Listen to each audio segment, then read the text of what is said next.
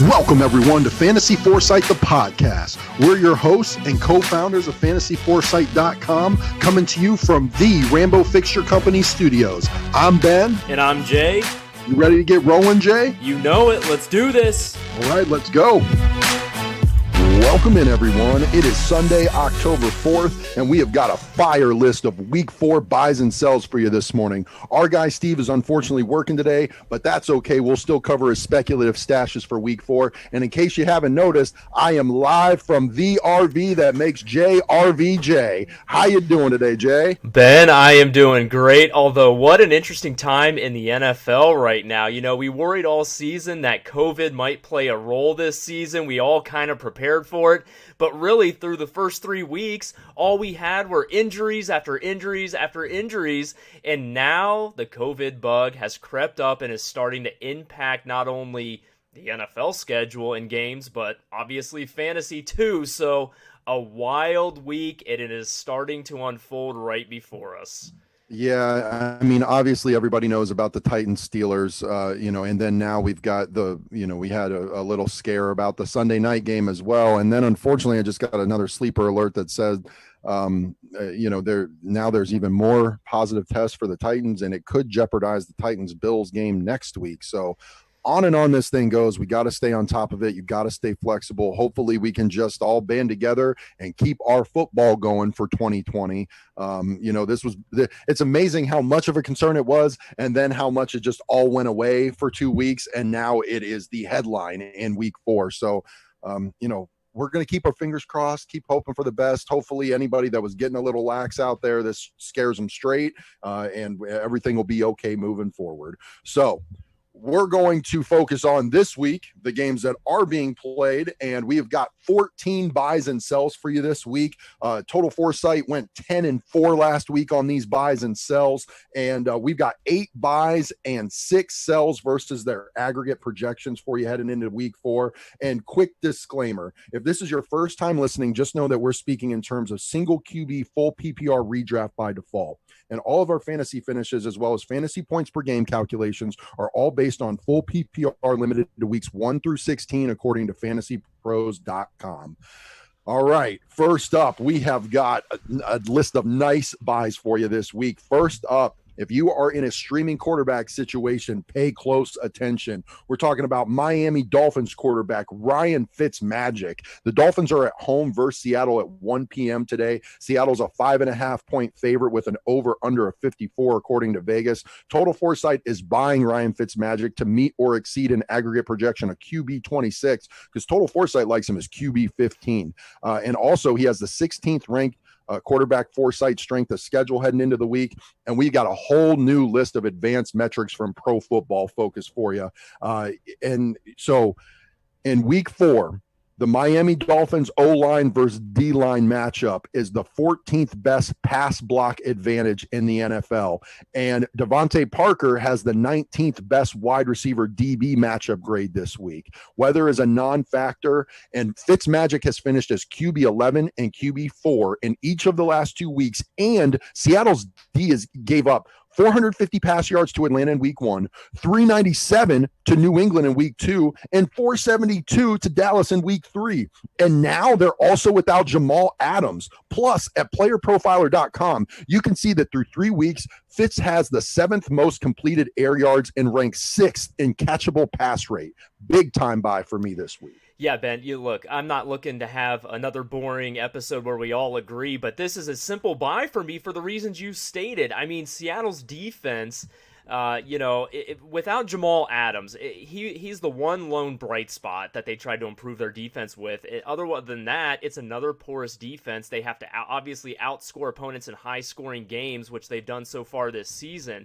But, they made a New England passing attack look good. And I know New England has looked decent at times, but that passing game leaves much to be desired.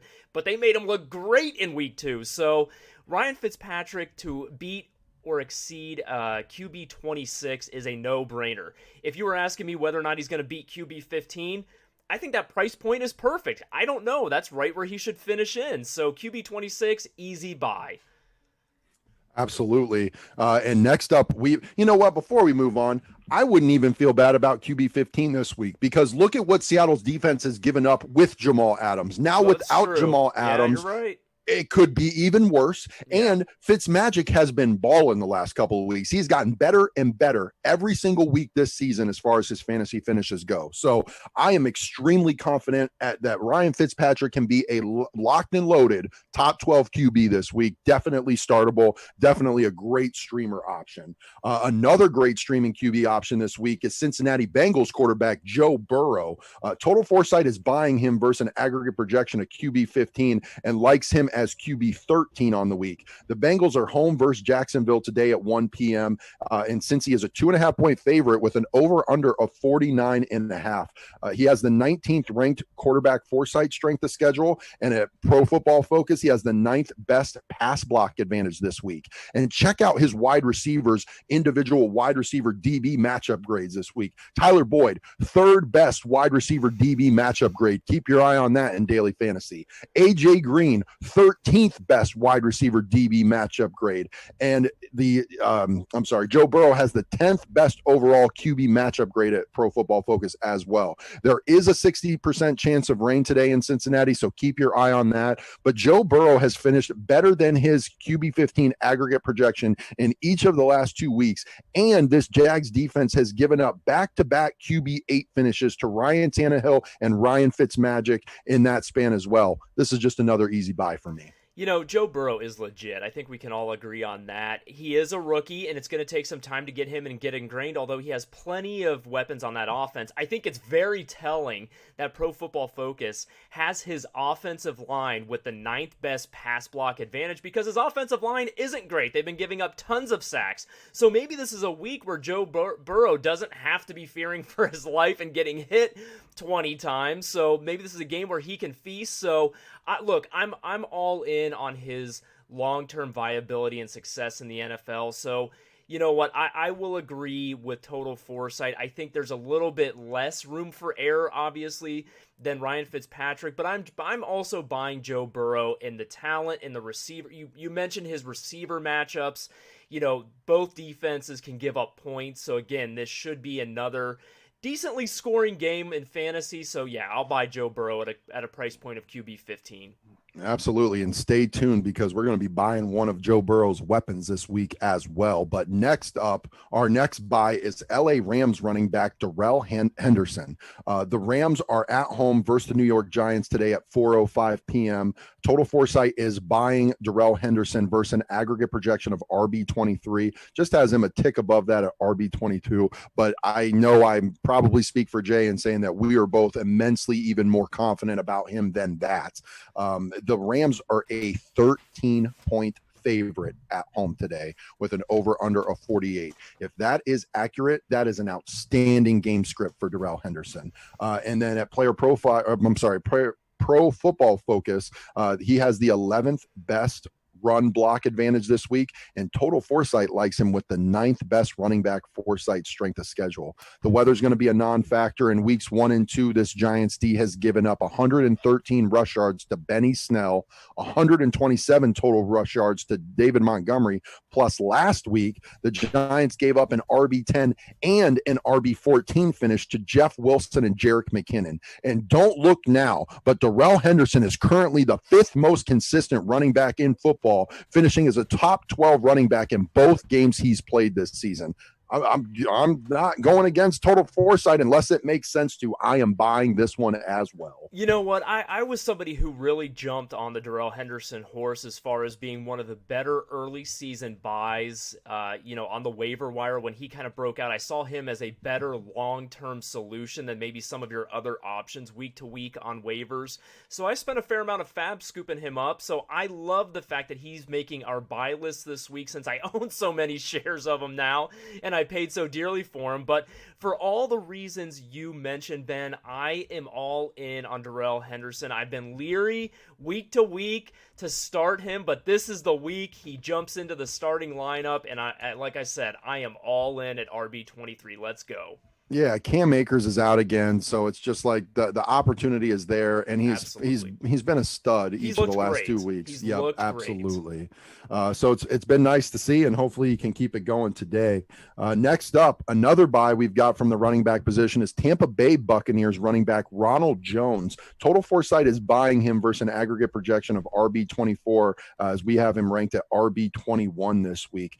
Tampa Bay is a 7-point favorite at home versus the Chargers today at 1, with an over-under of 42.5. Now, I will tell you that Foresight strength of schedule has him ranked at just the 26th ranked running back Foresight strength of schedule this week. However, when you dive a little bit deeper into it, Pro Football Focus lists them with the 6th best run block advantage of the week. And on top of that, another thing that makes me feel like this could be a nice Ronald Jones week is that there is a 90% chance of rain with possible heavy rainfall. That is a running back type of weather day, not a air it out type of day. And after containing the Bengals running backs in week 1 and CEH in week 2, the Chargers D allowed Mike Davis to finish as RB9 last week. So they're not invincible versus running backs. And even though he has yet to exceed RB24 in the first 3 weeks, I think Rojo is in a good spot to change that this week with Fournette out with an ankle. So I'm going to buy this one as well. You know what? You said it. With Fournette out and possible game script, or at least, the weather playing a major factor in this game script. At an RB24, listen, I'm not a Jones guy. I just told you how much I am a Darrell Henderson guy. I'm not a big Rojo guy, but I think as far as fantasy goes this week, this is just a smart play, a guy who you should have in your lineups because the volume should be there. The opportunity is going to be there. He's going to be the primary ball carrier in that offense. So, you know what? I hate to do it, but I'm going to buy Rojo at RB24. I don't love it. I don't feel great about it. I'm not happy about it, but I'm going to do it. Yeah, after this episode, we'll definitely be sending out these lists of buys and sells to Steve and Trav. So we'll see if we get any disagreements with them so far, because me and you are on the same page so far today. Next up, I am looking for a couple of wide receivers to have a couple of big time web redemption type weeks this week. And it starts with Carolina Panthers wide receiver DJ Moore. Total Foresight is buying him versus an aggregate projection of wide receiver 31. Total Foresight likes him as wide receiver 16 this week. The Panthers are at home versus Arizona today at 1. Arizona is a 3-point favorite, but check this out. The over-under is 52 points. Foresight strength of schedule for DJ Moore this week is wide receiver 9. And at Pro Football Focus, his QB, Teddy Bridgewater, has the 18th ranked pass block advantage. So nothing great, but nothing bad either. So it shouldn't be necessarily a detriment to him. But why I really like DJ Moore this week is he has the 5th best wide receiver to defensive back matchup grade this week, and his quarterback has the 4th best overall QB matchup grade. Weather's going to be a non-factor, and thus far, DJ Moore has been the focal point of opposing defenses, which has opened up more opportunities for his teammates like Robbie Anderson. But with that elite wide receiver defensive back matchup grade, that simply won't matter this week. And wide receiver 31 isn't even that tough to beat. Bounce back week for DJ Moore. He's due, and I'm buying. I am very happy to read this. I own a lot of DJ Moore shares as well, so I'm very excited about this matchup. And I hope you're right. Honestly, that Carolina Panthers passing attack has been a little lackluster, I guess, so far this season. I feel like New England is getting a lot of hype with Cam. Everybody thinks he looks great, but really that passing attack has looked good in one game. Other than that, it's been pretty anemic, very similar to Carolina. So I hope that they can finally break out and get DJ Moore more active in that offense. And you're right, Robbie Anderson has really benefited largely by breaking off some large plays, although he hasn't been targeted as much as DJ Moore. So I would like to see DJ Moore's volume turn into more fantasy scoring. And, you said it, he's got the 5th best wide receiver DB matchup grade. So this is the week for him to finally break out, get in the end zone, and get that volume and translate it into higher fantasy production. So yeah, at wide receiver 31, again, I hate to do it. Not a lot of debate so far, but I'm all in. I'm buying DJ Moore. It's really funny that you are talking the way that you're talking about DJ Moore, because I feel the exact same way about our next guy.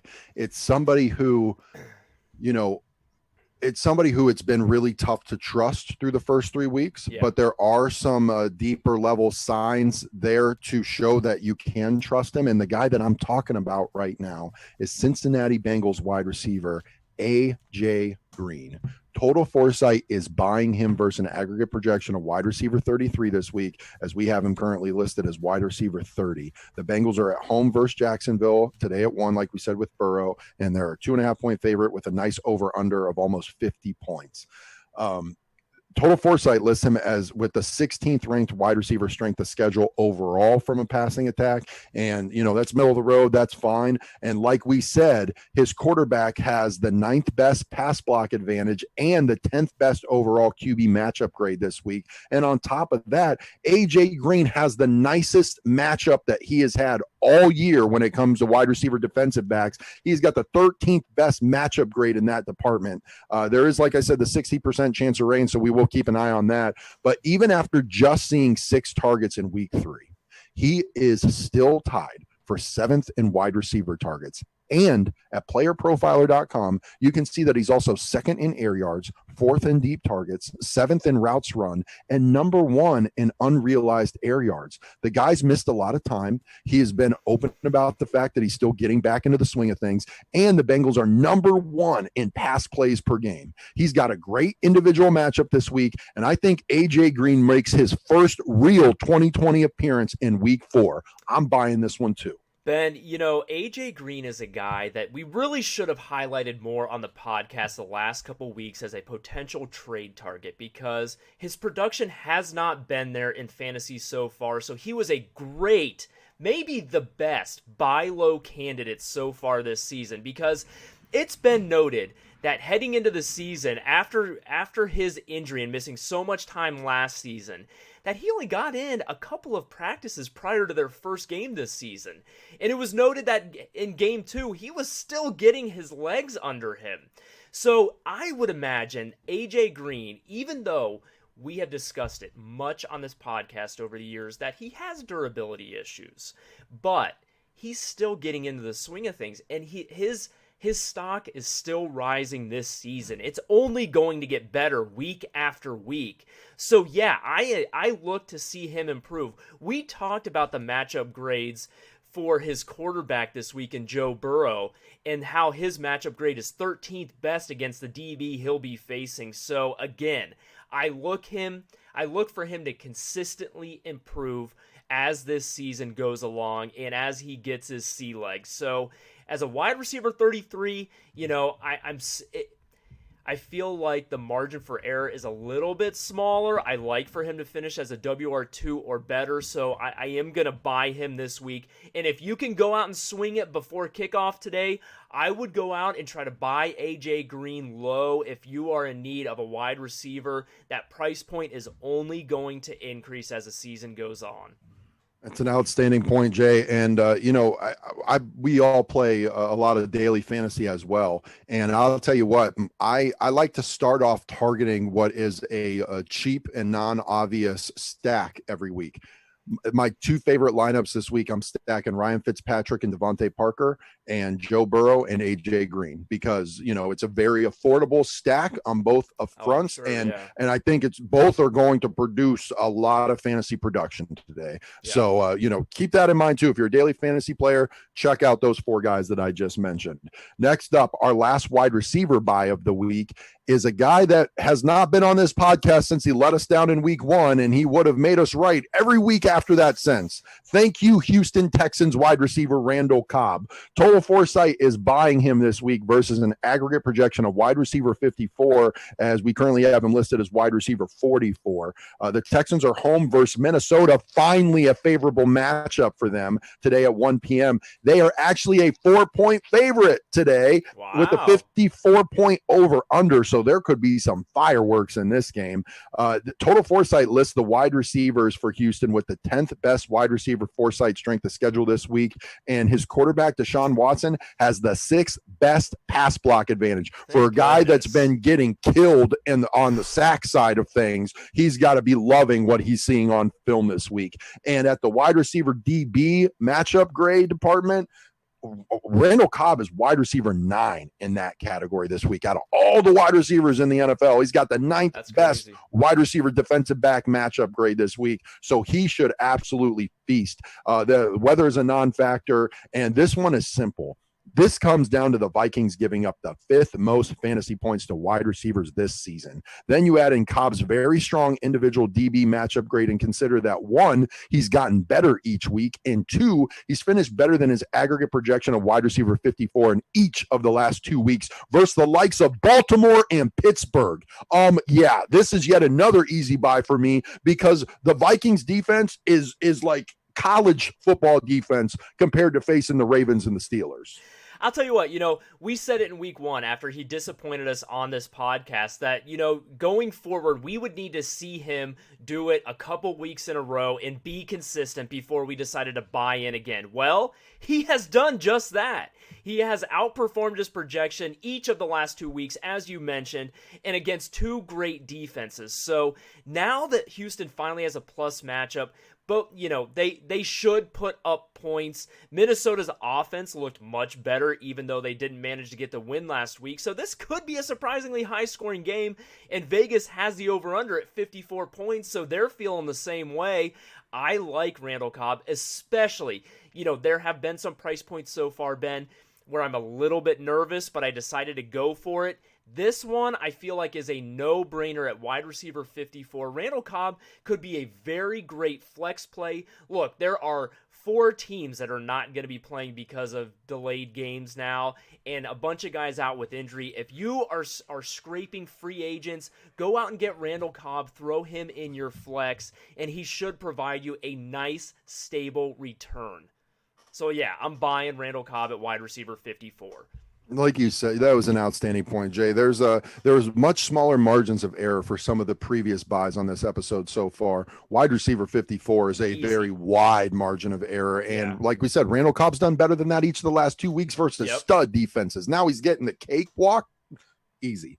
All right. This one's going to surprise you, Jay, and I don't know if you're going to agree with me or not. This is one of those where I have ridden the roller coaster ride of emotion with this guy, and I'm putting it all aside, and I'm just reading the facts that are in front of me in week 4. And it is perception versus reality. It is logic versus emotion. That is fantasy football in a nutshell, with your trades, with your start sits, with your roster moves, all of it. And you've got to put it aside, and you've got to be analytical, and you've got to understand why Total Foresight is buying Tampa Bay Buccaneers tight end Rob Gronkowski in week 4. His current aggregate projection is tight end 13, and Total Foresight likes him as tight end 11. The Bucs are at home versus the Chargers. They are 7-point favorite with an over-under of 42.5. His quarterback has the 8th best pass block advantage this week, and check this out. Of all the tight ends in the NFL, at Pro Football Focus, they will tell you that Rob Gronkowski has the best tight end matchup grade in all of football this week. All of football. So, like I said, there is a 90% chance of rain with possible heavy rainfall, so it could limit the potential upside of that passing offense today. And what a ride it has already been in this short season with Gronk so far. From me saying Gronk will be the NFL's comeback player of the year in week 1, to saying his fantasy relevance is totally done in week 2, and to watch him finish right in the middle of that as a back-end tight end 1 in week 3. This week's Gronk buy comes down to 2 things for me. One is that individual matchup grade. There's no better for tight end in football this week. And 2, this is still part of number 1. You know that Brady is schematically aware of that matchup grade, and he will keep looking for Gronk to win that matchup because that is the type of quarterback that Tom Brady is. Number 2, Chris Godwin is out this week, and he's averaged 34 snaps in the slot per game this season. So that's part of the route tree that should be a bit more vacant than usual for Rob Gronkowski. I couldn't be more reluctant about it, but I am buying this week for all the reasons I just said. Listen, last week I went out on a limb a few times just to be contrarian and a little bit funny at times. It came back to burn me. So now, my competitive spirit is back. I want to be accurate, but, I sit here. You said you're taking emotion out. You're just looking at the numbers, the metrics, all of that, and you're buying Gronk. I'm going to let my emotion creep back in just because every week there's always some type of performance where you're like, come on, that doesn't make any sense. And Scotty Miller, I don't know I haven't seen the latest on him, but I know he was iffy this week also. So, Brady could be using his nice little safety blanket in addition to Chris Godwin. So it's really limiting the number of pass catchers in this offense. But now this is going to be a week where O.J. Howard catches all the balls and really drives Ben crazy. Because one, it's O.J. Howard doing it, and two, that means Rob isn't doing it.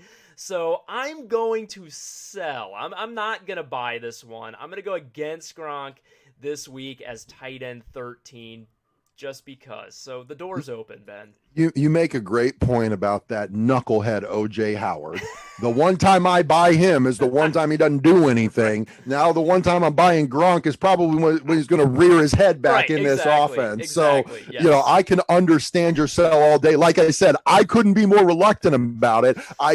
Because my emotions are so strong in saying sell him, that's how equally surprised I was to see all the metrics this week. So I'm like, okay, you got to trust your process. So We'll see who wins this week about Gronk, either emotion for you or logic for me. I don't feel great about it, Jay. So you could get this one on me, brother. It's going to be the one thing that I'm really watching for today. But you know what? Speaking of a sell, I am so excited for our sells list this week. I think we are going to get them all right. Listen to these names on this list. Pat Mahomes, Derrick Henry, Tyreek Hill, A.J. Brown, James Conner, Juju Smith-Schuster. I think we're going to nail all our sells this week, Ben. That's awesome, man. I thought you were going to say with all those guys out, something, but yes, you're right. We're selling everybody that's not playing this week. Good call, Jay. In all seriousness, though, this one's going to kind of sound funny because we are buying 2 Tampa Bay Buccaneers players, and now we're selling one as well. And we're talking about their quarterback, Tom Brady.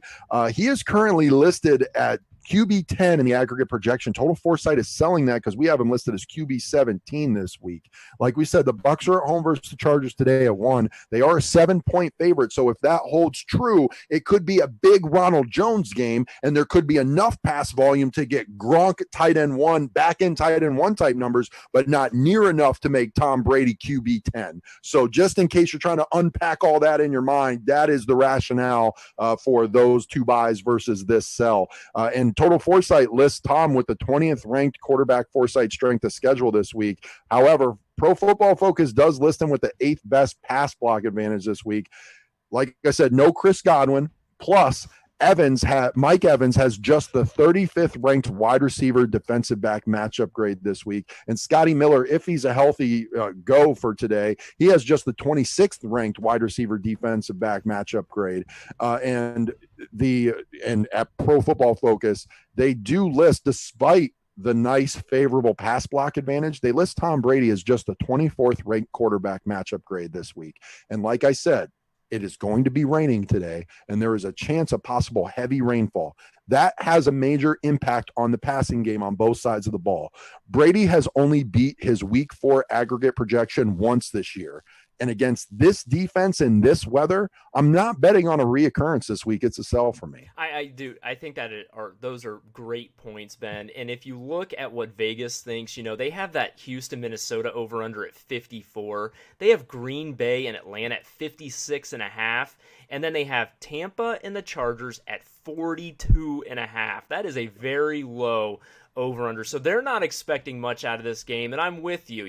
I don't think this could be really a great old-fashioned football game in the mud and just, establishing the run and doing what you can, probably more short throws. So, Tom Brady still could have a very accurate day, but I'm just not sure the volume is going to be there to warrant a top 10 performance. There's going to be much better matchups, weather, and everything in so many other spots in the NFL this week. So, yeah, I'm with you. I'm going to sell Tom Brady as QB 10 this week. I don't think he makes it in the top 12. That's what I mean. Whether it's your league of record or daily fantasy, who do you want to play today? Tom Brady, Joe Burrow, or Ryan Fitzpatrick? Exactly. It's the last one on that list for me today is Tom Brady. I Period. absolutely agreed. Yep. So moving on to our next sell this week, we have got Atlanta Falcons running back Todd Gurley. Total Foresight is barely selling him this week. His aggregate projection is RB15, and Total Foresight likes him a touch behind that at RB16. The Falcons are at the Packers on Monday Night Football, and the Green Bay Packers are a 7-point favorite. And Jay just mentioned the awesome over under of 56.5 points this week. He does have the 19th ranked running back Foresight strength of schedule, and at Pro Football Focus, he has the 18th ranked run block pass advantage for his offensive line. Weather is a non-factor here. Gurley saw 16 touches versus Brian Hill's 12 in week 3, and it really wasn't a fluke. Brian Hill has averaged 24 offensive snaps per game, in addition to his special teams role on that team. And on the year, Gurley is just 40th in running back targets with 7. That is not what I envision for him in this potent Falcons offense heading into this season. So without that pass catching upside, you have to count on his TD production. And if you're hoping to even come close to a top 15 finish, his best finish on this season is RB18 so far. And I don't necessarily see him improving on that this week. I love almost every single player in this matchup, but at RB15 for what we've seen out of Gurley, I've got to sell. You know, we've got what we expect to be really an entertaining game. Two very porous defenses going up against two very good high-scoring offenses. You know, with the emergence of Russell Gage, you have 3 great receivers on that offense, in addition to Hayden Hurst at tight end. So many mouths to feed in the passing game.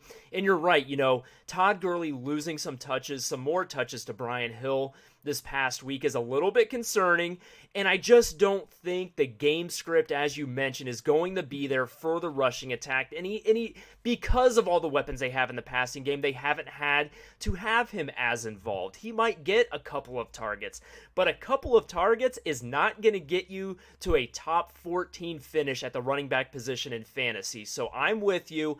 I'm selling him maybe a little bit more than Total Foresight this week. You know, I think he's probably somewhere on the back end of an RB2 level this week. So yeah, I'm certainly selling him as RB15 as well.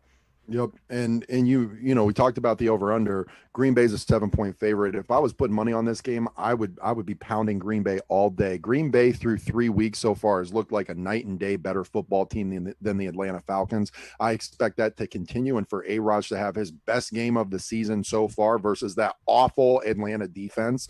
And I think Atlanta's just going to be playing from behind. So they're going to have to pass a lot. And Todd Gurley is just plain and simple been not involved in their passing game for whatever reason. It makes no sense to me. Sense. You're right. So, you know, I just feel like you said, with all the weapons in the pass game, you know, this is a great spot for Matty Ice. Hopefully a great, 2020 appearance from Julio Jones. It'd be nice if Russell Gage doesn't get knocked out of the game this week. You know, I went all in on the Falcons pass game this year. I have in my league of record Matty Ice, Julio Jones, and Russell Gage. So you can imagine how I felt after last week. So, you know, I am all in on that passing game reemergence. But Todd Gurley this week at RB15, 3 spots better than his best finish of the season so far. No way. Not even close, like you said, Jay. Yep. Next up, I'm a little disappointed to have this guy on our list this week because I want to see his trajectory just keep going. But we're talking about, for the Washington football team, running back Antonio Gibson. Total Foresight is selling him versus an aggregate projection of RB20.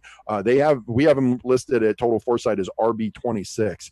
Washington is at home versus Baltimore today at 1 p.m. Baltimore is a 14-point favorite, and the over-under in this game is 45.5. I'll talk about Baltimore more in a minute. Total Foresight, we list all the running backs on Washington with the 24th ranked running back strength of schedule. And at Pro Football Focus, the Washington football team has just the 26th ranked run block advantage this week. Weather is a non-factor, and A-Gib has finished as a high-end running back 3/low-end running back 2 in each of the last 2 weeks. But that was versus Arizona and Cleveland, and not Baltimore.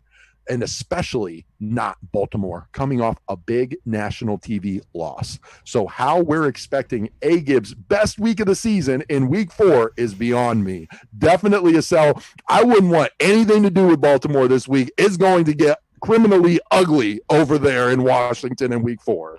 Dude, you are all over it, Ben.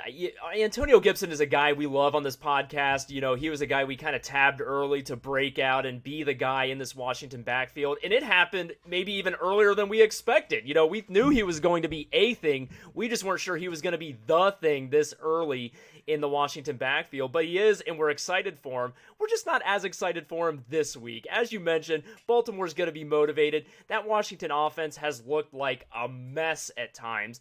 You know, they have 2 primary weapons, Terry McLaurin and Antonio Gibson.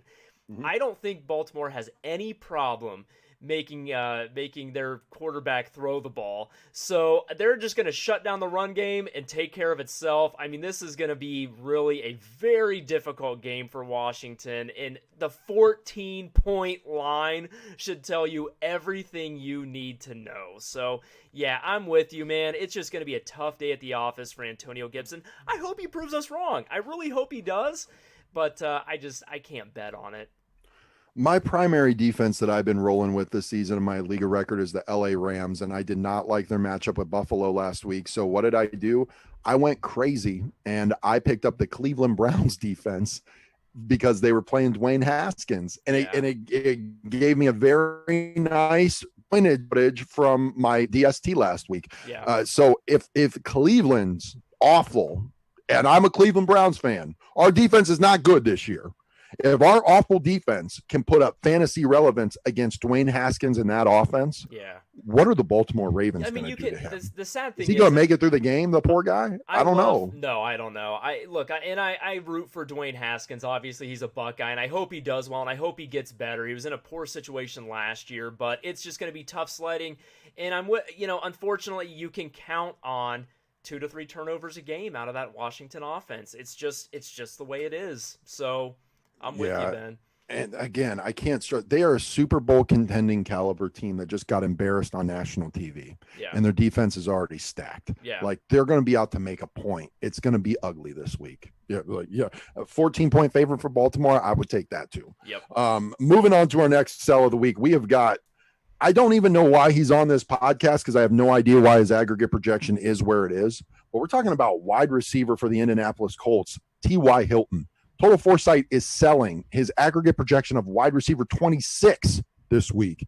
I don't even know how we have him at Total Foresight as wide receiver 32, to be honest with you. The Colts are at Chicago on Sunday, or at Chicago today at 4:25 p.m. Indy is a 3-point favorite. Over-under is just 43 points.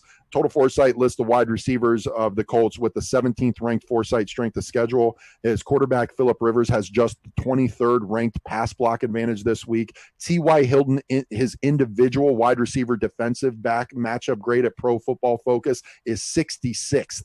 His quarterback, Phillip Rivers, has just the 27th best overall QB matchup grade. Weather's a non-factor. T.Y.'s best finish this season has been wide receiver 51. His best finish, wide receiver 51, and yet he's being aggregate projection wide receiver 26. I don't know what you guys are seeing. Phillip Rivers, his quarterback, has a bad matchup, and T.Y.'s individual DB matchup grade is awful, 66th in the entire NFL, and yet he's magically supposed to be wide receiver 26 this week. Based on what? Of course, now that I've said that, he'll mess around and be a top 10 wide receiver this week, but I don't care. I'm still selling. And that's the reason why I wanted to be contrarian and just go against the grain and take him. Like, this will be the 1 week we have a T.Y. Hilton sighting. But the logical Foresight J in me just sees all the numbers, sees his terrible matchup rating, sees the high projection, and, the odds would tell me to bet against and go ahead and sell T.Y. Hilton as wide receiver 26. So far, me and you have just disagreed once on this podcast. We'll see if we can get another one in the last two. We'll see. But two tight ends remaining on this podcast this week that we are selling, and one name is going to surprise you. And first up, I'm talking about Baltimore Ravens tight end Mark Andrews. Again, Baltimore is a massive favorite in this game, 14 points with a relatively low over-under. They are on the road at Washington today at 1. He is currently projected as tight end 3. Total Foresight, not listing him as an awful tight end, still has him as tight end 7, but we are selling that mass tight end 3 upside game that he is being projected for right now. And it's all about managed expectations. Do not be making your flex, wide receiver 3, whatever decisions, expecting to get an elite performance from Mark Andrews today. And here's why. His quarterback, Lamar Jackson, does have the 5th best pass block advantage, but Mark Andrews himself has just the 19th ranked tight end matchup grade this week. The weather is a non-factor, and the Ravens have the 8th best run block pass. The Ravens have the 8th best run block advantage this week. So I just see an angry ground and pound rushing attack from Baltimore where they just angrily impose their will coming off of that embarrassing loss to Kansas City last week on national TV. Tight end 3, no way. Mr. Andrews, not this week. Oh, man, I really wanted to buy Mark Andrews, but that tight end 3 price tag just scares me a little bit. If I can buy him at tight end 7, I am all in. But you know what? This could be a Lamar Jackson 100-yard rushing day, in addition to seeing some of their backs finally produce some decent yardage on the ground. I would imagine the passing opportunities are going to be a little bit limited, but I really did think that Mark Andrews could get in the end zone and maybe could have some surprising volume. But again, betting on him to be tight end 3 or better is just so difficult to bet on. So I have to sell, and I'm really hoping we'll at least disagree on the next and final player on our list.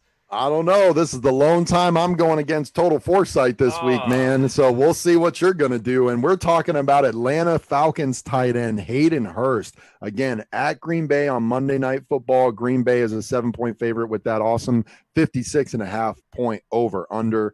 His aggregate projection is tight end 10 this week. Total Foresight is selling that. We've got him currently as tight end 14 based on his production and his targets and all that stuff this season.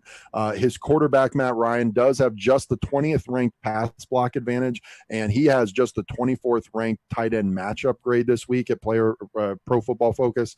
Like I said, Total Foresight selling, and I will say Hayden Hurst has only beaten his aggregate projection of tight end 10 one time this season in that week 2 shootout versus Dallas, and all the numbers are against Hurst this week except that crazy 56.5 point over under. I am buying all the Falcons and Packers pass game weapons this week. Sorry, Total Foresight. This is our first disagreement since week 2. We'll see how it goes. But remember, like I said, the last time that Hayden Hurst met or exceeded his tight end 10 aggregate projection this week was in a shootout versus Dallas in week 2. What's he going to get on Monday Night Football? Another shootout. Well, and with Julio and still a little bit dinged up, and Calvin Ridley still a little bit dinged up. Both are iffy. So, whether they go or not, they're not 100% obviously. So, again, like you said, this is going to be a shootout. The tight end price tag, if I could have gotten that for Mark Andrews, I would have bought all day long. So, I like the tight end price tag for Hayden Hurst. He's another tight end that I still like and I still believe in a very pass-happy offense, in a plus matchup. All the points you made. Unfortunately, I got to go with you, Ben. I'm going to buy Hayden Hurst at this price. I'm going to agree with you. Go against Total Foresight. You and I have one difference. We have a couple differences with I have a couple differences with Total Foresight. So we'll see if I can make up a little bit of ground on you guys this week. Absolutely. And then, like we said, we'll be sending out the list to Steve and to Trav, and they'll both be tweeting whether or not they buy and sell versus these aggregate projections as well. And then we'll be back with you on Tuesday night to review the week and how we did and all that. Even though Steve is not with us today, you can still go to fantasyforesight.com under the Foresight Encyclopedia tab and read his weekly blog about all of his great week 4 speculative stashes. If you have just some middling wide receiver 5 type on the back end of your bench or something like that that's super boring that you could just a dime a dozen out there on the free agency market, just drop them, pick up, like Steve always says, any major backup running back just in case an injury happens or something like that. And he's got a couple of other guys that are kind of interesting as well. So in Steve's absence, Jay is going to go through all of Steve's week 4 speculative stashes. Jay, take it away. All right. So Steve this week has you going out there and stashing First of all, quarterback Kirk Cousins. Now, you might be thinking, wow, Kirk has not looked good so far at times this season. However, next week, week 5, the Packers and the Lions are both off, so Aaron Rodgers and Matt Stafford managers will be needing a starting quarterback. And if you fall into that group and have an open roster spot, you might as well add Cousins now, since he will be he will be one of the more desirable streaming options heading into week 5. They play at Seattle in a game that will force Cousins into higher passing volume just due to the matchup. For how bad Minnesota's defense has been and how fantastic Seattle has looked, unleashing Russell Wilson, this one projects to see Kirk Cousins put up some of the biggest numbers that he will at all so in 2020. Next up, some more speculative stashes, and that is Darrynton Evans, running back of the Tennessee Titans. He's rostered in just 3% of leagues. In the Titans shootout win Sunday, Evans saw only 3 carries for 9 yards, and while it seems given Derrick Henry's enormous workload thus far, that Evans is set to get more and more work as he comes along, we don't know how useful that will or won't be for fantasy purposes until we get there. However, Henry has seen 87 touches through week 3, and that is, if you stretch that out, 464 touches this season. And given how much the man has been driven into the ground the past 13 months, it's not a bad idea to hold Evans as insurance should Henry break down this season. Absolutely, Jane. I just want to interject real quick. All touches are not created equal. No. CMC's touches are not nearly as taxing as Derrick Henry's. Right. Austin Eckler's touches are not as taxing as Derrick Henry's because a lot of their touches come through the pass game. Right. Derrick Henry, like 90+% of his touches are just ground and pound, like hard hitting, like punishing type of runs. So great points there out of you and Steve, and just keep it in mind, like all touches are not created equal. Absolutely. So on top of that touch volume, the touch harshness is maxed out as well. And a guy we talked about earlier on this podcast, Ben, makes the list. Brian Hill, running back of the Atlanta Falcons, again rostered in just 3% of leagues. And unlike Darrynton Evans, Brian Hill has shown us a little something thus far in 2020. He has had some positive. He's had some positive reports out of camp this season, and the Falcons felt comfortable enough with this progress to not go out and add any other running backs via free agency or the draft to solidify the position behind Todd Gurley. This past Sunday, Hill carries the ball 9 times for 58 yards and a touchdown, while adding a 22-yard reception. And by all accounts, looked like he might be the more explosive running back between he and Gurley. Could we be seeing the Falcons moving toward a timeshare with Hill, developing into someone with some standalone value? Obviously, should something happen to Gurley, Hill, with the opportunity in this offense, would be a very enticing low-end RB2 and flex type at the very least moving forward. Now, moving on, a name that we haven't heard in quite a while, Alshon Jeffery, wide receiver of the Philadelphia Eagles, rostered in just 14% of leagues. And this is an exciting stash I'm going to say not an exciting stash by any means, but if you're needy at wide receiver, and many of us are with a rash of injuries thus far in 2020 to the position, then staffing Jeffery makes sense. We won't know how healthy he looks until he gets out there, but he's targeting a week 5 return, and the Eagles and Carson Wentz sure do need any help they can get regards to pass catchers. It's been bleak for them out there now, with Jalen Reagor, Dallas Goedert, and Deshaun Jackson all nursing injuries. Jeffery will see the targets by the plenty simply because there are no other options. I mean, we just saw Greg Ward targeted 11 times this past Sunday, so there is certainly a need, to say the least.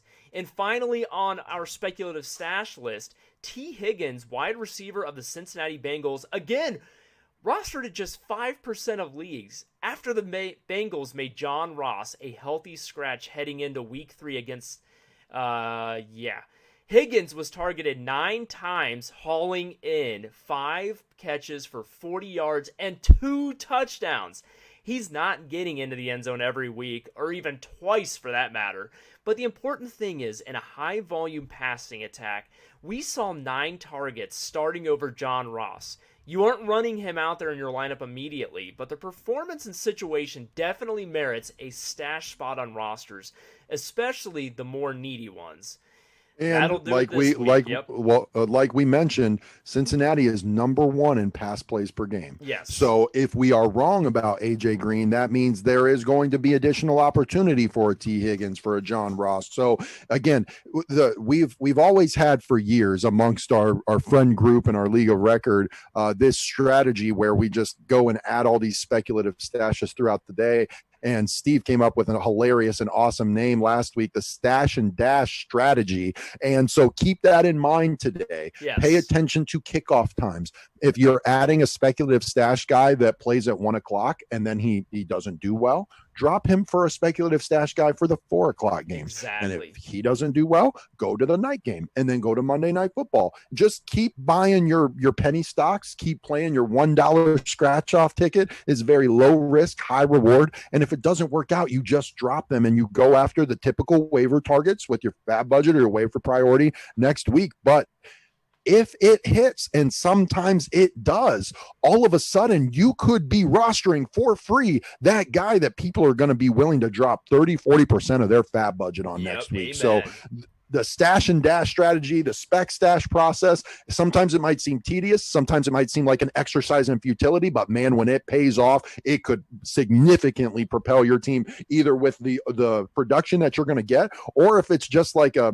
speculative type of expectation of increased usage or something. Trade that hot commodity without having to take on any of the risk and without having to spend any of your fab. So it's just a fun way to play the spec stash and dash game on Sunday, is just to, add those guys to the end of your bench, see if they work out. If they do, it's just one more exciting piece to the football game you're watching. And if not, you just drop them and move on to the next guy.